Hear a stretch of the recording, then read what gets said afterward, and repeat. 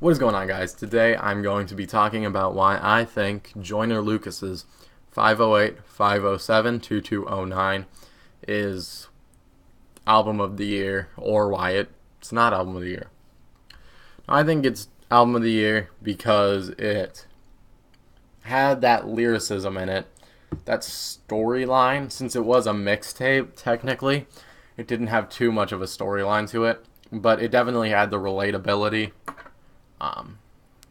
Whether it was I'm Sorry, or it was One Lonely Night, or if it was Ultrasound even.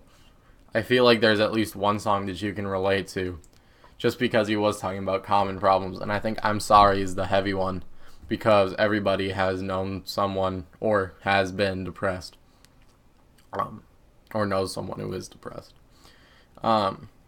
So it has that relatability factor. Then it was very lyrical, like a lot of Joyner Lucas's stuff.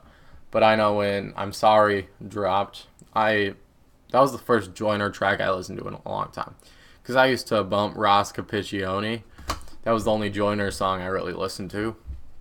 And then this came out, and I was all like, all right, I like that. And then I'm Sorry blew up, so I listened to that, and I was all like, all right, this is good. Especially like the opening, it kind of hits you hard just because it's so fast. And like the lyrics too, like you went and called me a coward,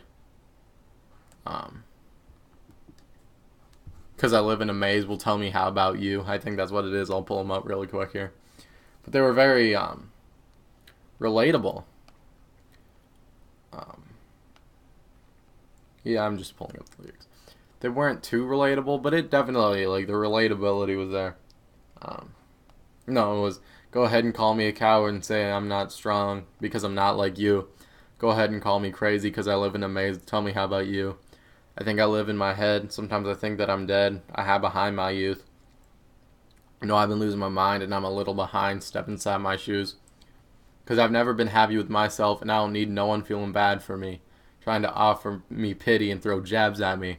Want to give me advice and then laugh at me behind closed doors. Just close the door and let me be by myself. So definitely, these are deep lyrics, and I don't know if this was kind of like, the biggest one is when he's talking about, like, and where's God? Maybe I ain't believing enough, but today we're gonna see if he's real, and if he is, then I guess I'm probably going to hell. That was a really big thing for me, because it's like, just that whole thought process behind that whole song is just kind of heavy hitting. So it definitely had that relatability in here, especially in We Gon' Be Alright too. That was a great song. And it was just like, it kind of has that relatability too. A lot of songs in this album mixtape thing had a lot of relatability.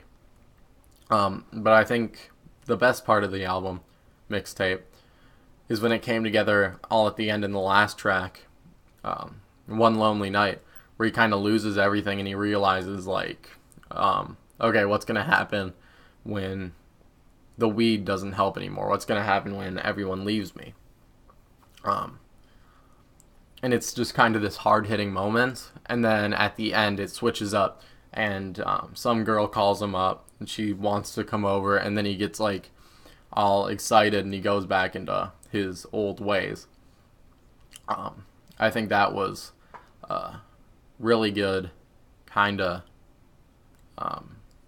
way to put it in there so that everybody kind of understands what's happening here, and that this whole kind of addiction for him is, like, just a lot for him. But yeah, that's all I have this time, guys. Hope you enjoyed. If you did, drop a like. If you're not subscribed already, I would do that. And if you want to see more videos like this, I'll be uploading these for the next week or so. So just subscribe, turn on post notifications if you want to see more videos from me. And that is it for this time, guys. Peace out.